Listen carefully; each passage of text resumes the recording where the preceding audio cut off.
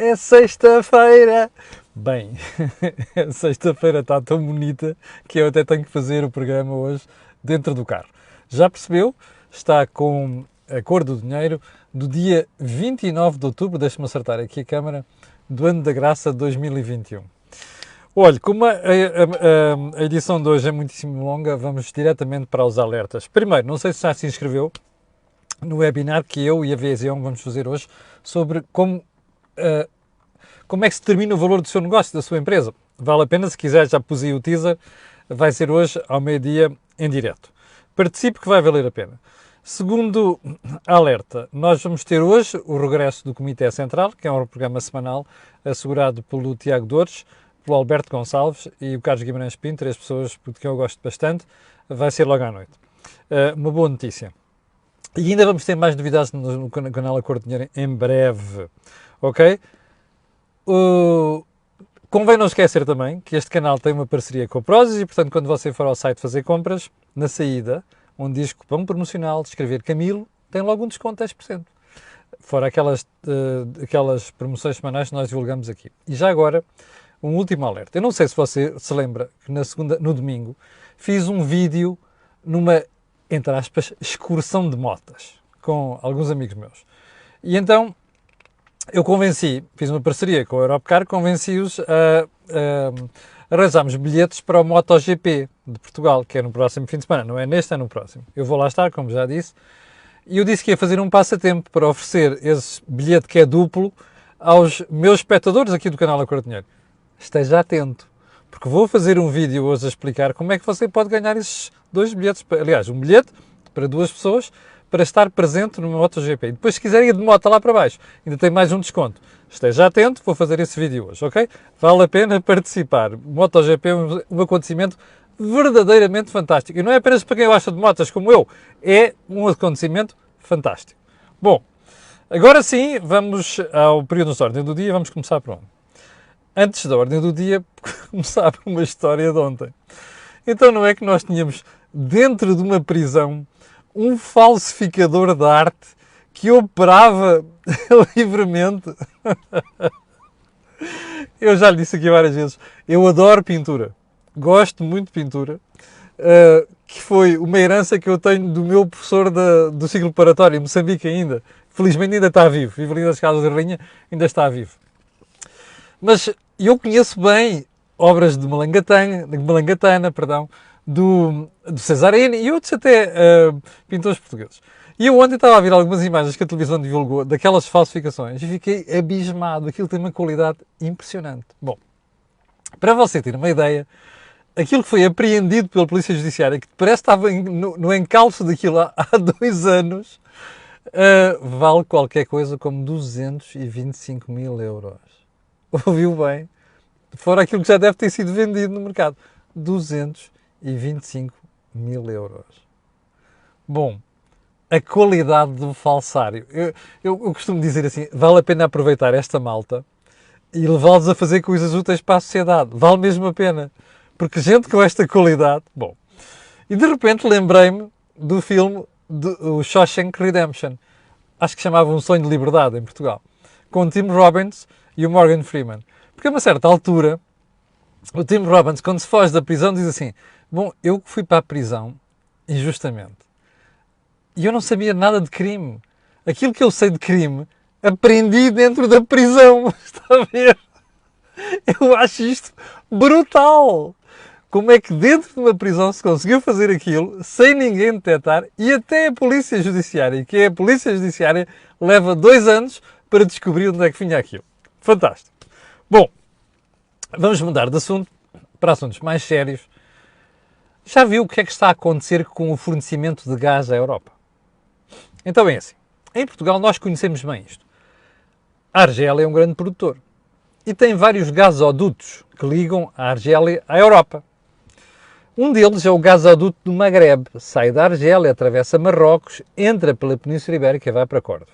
Depois há outros que vão ali para o sul de Itália e por aí adiante. Aqui há uns anos discutia-se porque é que não se faz um terminal de gás em Sines, porque a Europa não pode ficar dependente destas coisas. Parece que pouca gente na Europa ligou a isto. O que é que aconteceu agora? A Argélia chateou-se com Marrocos, cortou relações e disse que vai deixar de passar o gás pelo gasoduto do Magreb. É verdade que o gás à Europa chega por outras vias, mas já reparou como é que a Europa se deixa ingenuamente pendurar com estas coisas? É a história dos russos com o Nord Stream, depois do Nord Stream 2. Agora é a história da Argélia. Nós temos um terminal em Sines que pode... Pois pode.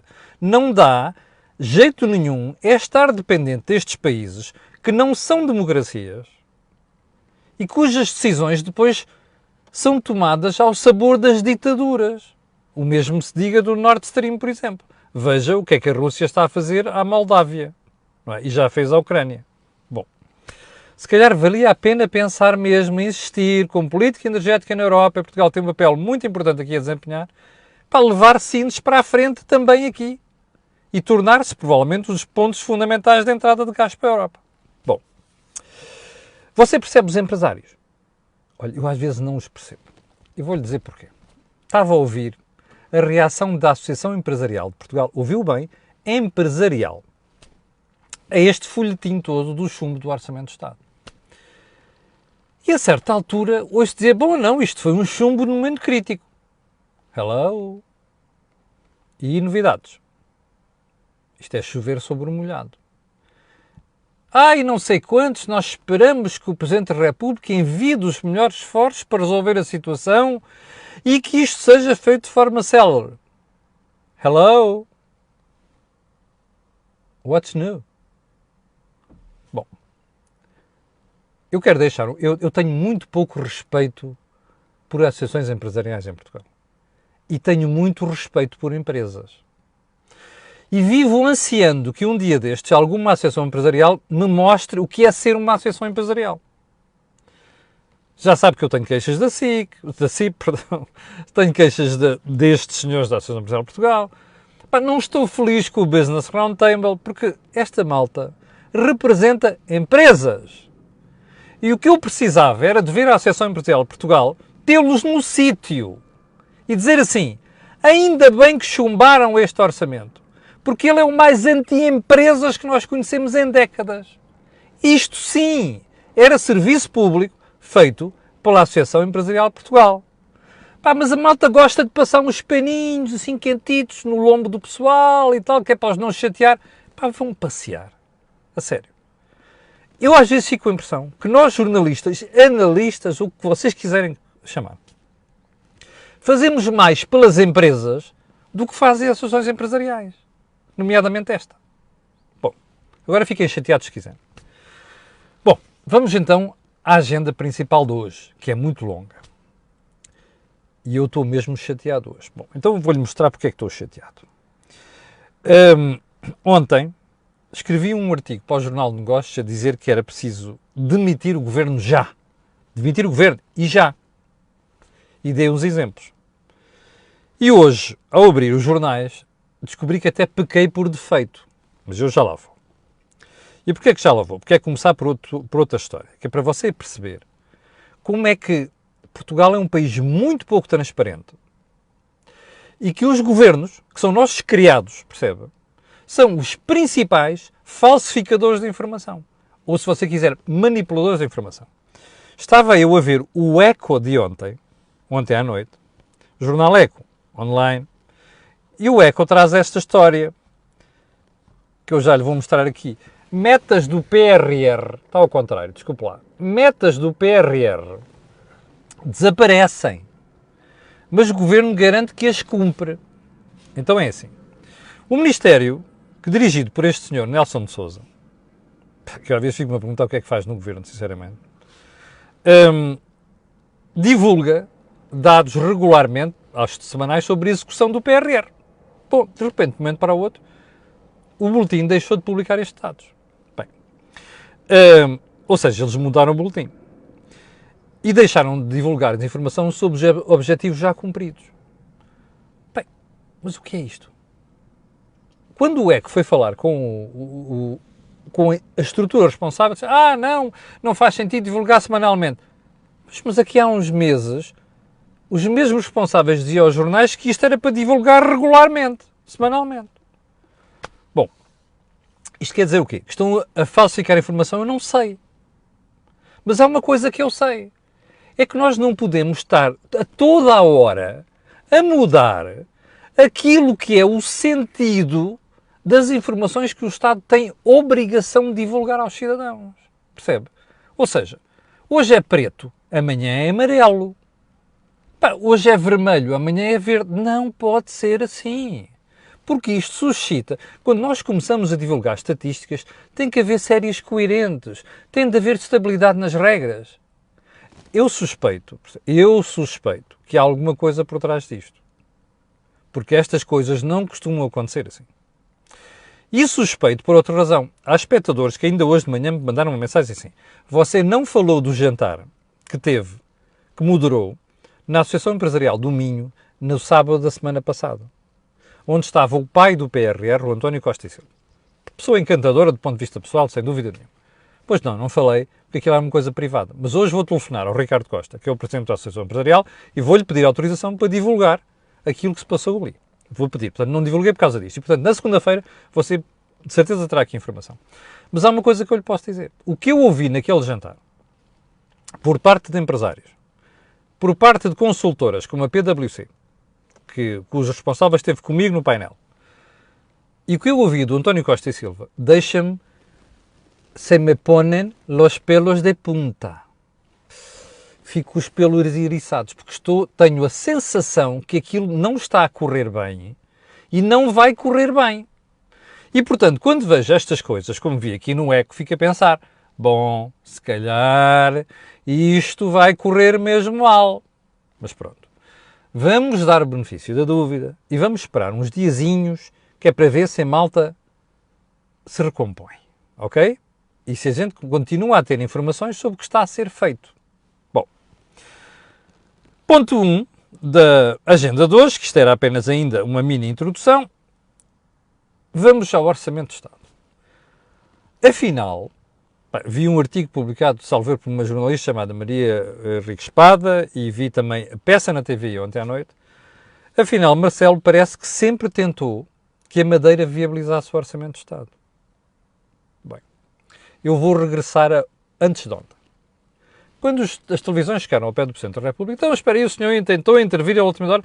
Não, eu fiz algumas diligências no sentido de visibilizar o Orçamento de Estado, mas foram anteriores à discussão.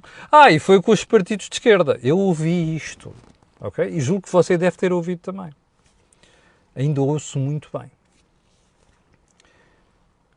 Ontem, a TVI e o artigo da jornalista em causa que me mandaram, não sei onde é que foi publicado, e peço desculpa porque faço sempre referência à fonte, mas agora não me lembro, dizia que o Presidente de facto ligou para o grupo, aliás, para os deputados do PST Madeira para tentar alterar a orientação de voto. Bem, há várias coisas que isto suscita. Se for verdade, e eu vou pôr aqui, não é duvidar dos jornalistas, é dar sempre o benefício da dúvida ao Presidente. Se for verdade, isto é inqualificável.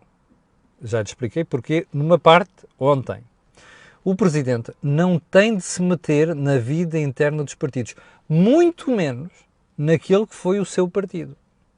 Porque ele entregou o cartão de militante, entretanto, para ser Presidente da República. E acho muito bem. Bom, primeiro ponto.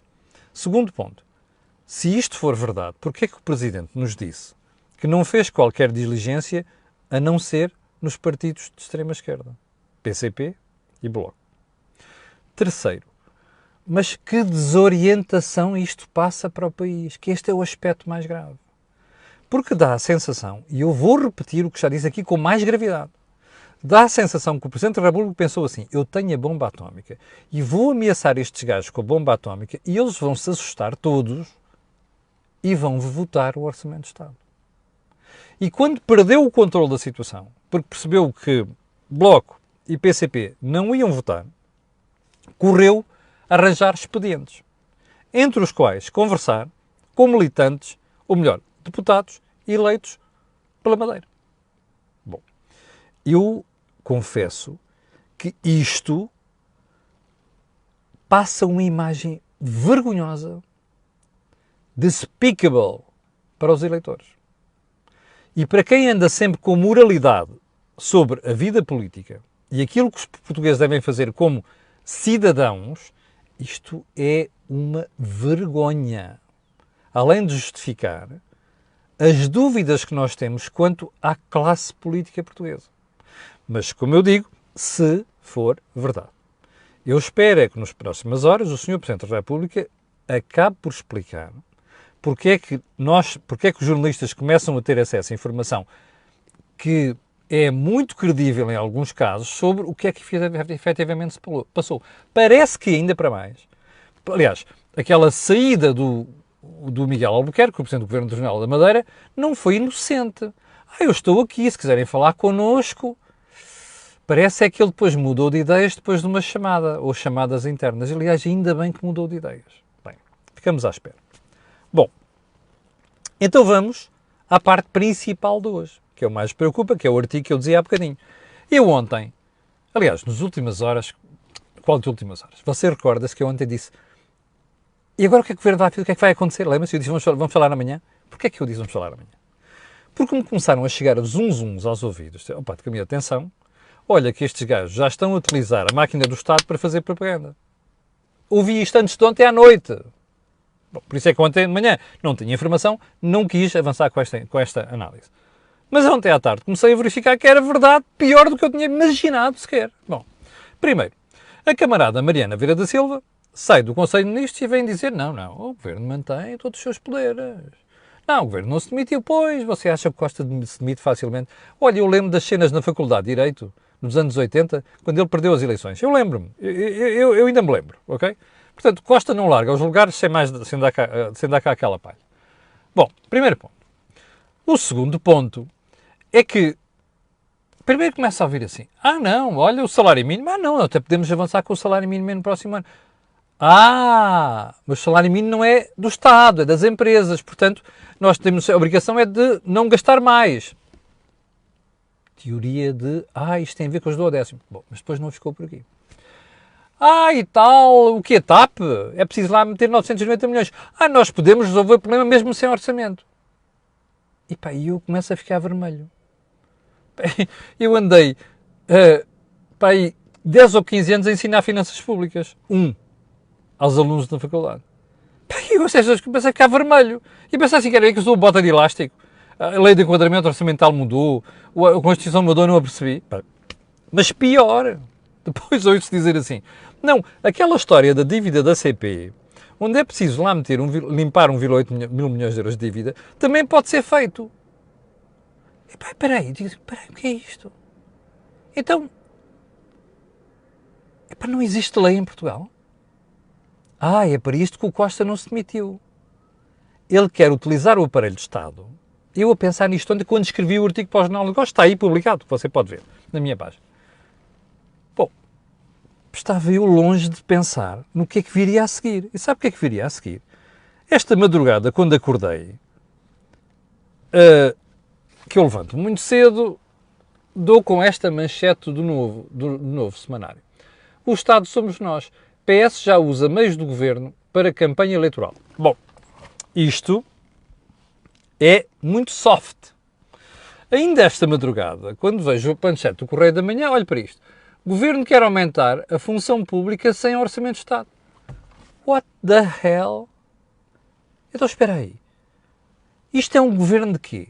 Não está ferido de morte. Aliás, ontem o meu jornal, o Jornal de Negócios, trazia um debate interessante entre constitucionalistas, porque quais são os poderes do governo.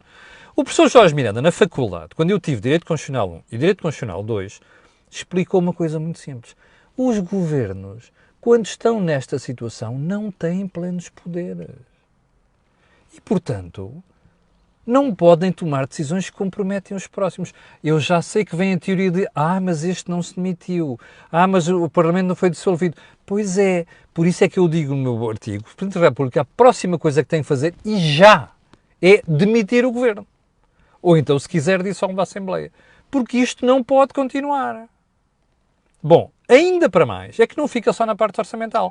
Ontem, apressadamente, vi os rapazes do Bloco de Esquerda, não é? Que são os tipos sempre muito transparentes, de repente irem buscar a história da lei da eutanásia para ser votada no Parlamento outra vez. Espera aí. Eu lembro que o Presidente da República vetou isto lá mais para trás, aqui há uns quantos meses, não foi? Pois é, ou foi ao Constitucional, não sei das quantas. Então, e agora há que acordaram? Pá, desculpem lá. Isto é tentar meter dentro do saco. A caixa já fechou, está a ver? Olha, o supermercado fechou. E a pessoa enfia ali no saco tudo que é ainda pirar-se do supermercado. Pá, desculpa, isto é vergonhoso. Isto é de uma falta de transparência inadmissível na democracia. O que eu acho espantoso nisto é que ontem ouvi um deputado do PSD dizer que foi o Presidente da República que autorizou esta brincadeira de votem lá a porcaria da lei da eutanásia. Bom, o Presidente da República não tem vergonha, já que ontem lhe disse, é um medroso. Andou estes anos todos a tentar fazer cosquinhas à extrema-esquerda quando sabia que estavam a afundar o país. E agora quer sair no meio disto tudo como o rei. Eu estou-me a marimbar, não é para isto que a gente votou nele, que o pôs lá. Um Presidente da República é para ser fiscalizador da democracia. E isto não é a democracia. Isto é comportamento de pretores. E de gente sem ética nenhuma e sem vergonha nenhuma na cara. Espetarem leis estruturantes a serem votadas quando o governo está ferido de morte. Mas um governo quer fazer aumentos da função pública quando o orçamento de Estado foi chumbado. Um governo quer meter 990 milhões na TAP quando o orçamento foi chumbado. Um governo quer limpar uma dívida da CP de 1,8 mil milhões de euros quando o orçamento foi chumbado. E isto não é aceitável. Não é tolerável. E eu quero ouvir o Presidente da República pronunciar sobre esta brincadeira. E, sinceramente, quero que o governo seja demitido já. Porque já se percebeu que António Costa não é sério. Nem toda a gente que está com ele. Porque vi com cara de pau dizer, como aquela senhora disse, que os compromissos assumidos na TAP podem ser cumpridos, como a senhora Mariana Vieira da Silva disse ontem, e isto é deplorável. Bom, a empresa pode fechar. Olha que fecha. Ou então vende uma empresa, não é? Não se vai buscar a empresa para o Estado e depois violar vergonhosamente a lei. Não é aceitável. Quando um governo está ferido de morte, não assume compromissos que podem afetar o governo seguinte. Mas vou-lhe contar mais. Há outra razão para António Costa não ser demitido e o governo dizer que está em plenos poderes. Sabe qual é? Bom, é que a malta continua a fazer nomeações para cargos de Estado. Inclusive, cargos importantes na estrutura do Estado. É para isto que este senhor quer continuar no poder. E é para isto que o governo não se demite. Portanto, se o governo não se demite e não tem vergonha nenhuma na cara, como estou nos últimos 6 anos, o que eu espero é que o Sr. Presidente da República tenha um mínimo de vergonha na cara, que é para não acabar insultado um dia destes na rua pelos portugueses. Porque isto não se faz. E já agora é assim, isto não é um convite a insultarem o Sr. Presidente da República, ok? Mas eu confesso que há muita gente que segue este ditado, que é, quem não se sente não é filho de boa gente. Bom, ponto seguinte. A rapaziada do CDS está mesmo interessada em dar cabo do partido. Não é? Ontem houve mais uma peixarada em público, com a história do Conselho Nacional, não sei o quê, adiar eleições. Bom, malta do CDS, querem sobreviver ou querem ficar o partido da bicicleta? Se calhar convém pensar nisso. Bem, ponto seguinte, João Cadete Matos, presidente da ANACOM, depois de ter sido surrado nas últimas semanas por toda a gente, inclusive pelo Primeiro-Ministro, ontem um jornalista perguntou-lhe se ele não se sentia incomodado com as críticas dos políticos àquilo que se passa com a ANACOM. Sabe qual é que foi a resposta dele? Nunca me senti ofendido por nenhum político. O meu avô costumava dizer assim, quem não tem vergonha pensa que todo mundo é seu. E eu acho que João Cadete Matos está exatamente nesse grupo. Depois da surra que levou do Primeiro-Ministro e das críticas que andam a ser feitas por jornalistas, analistas e os presidentes das operadoras em Portugal, não se sentiram ofendido. Bom, é de quem não tem o mínimo de noção. Mas pronto. Frase da semana. Gonçalo Lopes Xavier, presidente das empresas de distribuição. Não vamos ter prateleiras vazias. É escusado estarmos com o alarmismo. Ainda bem que ele vem dizer isto. Eu, sinceramente, acho que, embora haja um problema de escassez, o que se anda para aí a fazer é encorajar uma corrida à estocagem, percebe? Ao assambarcamento. Estilo papel higiênico no início da pandemia. Isto é uma estupidez. Eu ainda nem comprei bacalhau, ok? Portanto, estou à vontade. Não sou dos que assambarcam. Segunda frase. O país vai ficar a aguardar meio ano por um novo orçamento. O Ascenso Simões. O inefável Ascenso Simões. É provável? É. Mas olha, isto é democracia, certo? E já agora uma coisa. É melhor que o país fique meio ano sem um novo orçamento do que ficar um ano com um orçamento vergonhosamente coxo e que prejudica mais o país a prazo. Perceberam ou não? Era isto que convinha meter na cabeça ao Sr. Presidente da República, que está mais preocupado com a imagem dele do que está com o que efetivamente acontece à economia portuguesa. E, bom, e com isto nos despedimos, já vergonhosamente ultrapassei o meu tempo.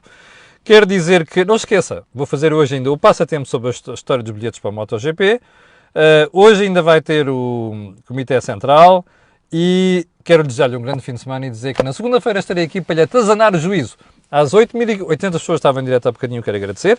E quero pedir a estas pessoas e outras aquilo que peço sempre, que é colocarem um gosto e fazerem partilhas nas redes sociais. Também sabe porquê. Aquilo que houve aqui, não houve em mais sítio nenhum. Obrigado, tenha um grande fim de semana.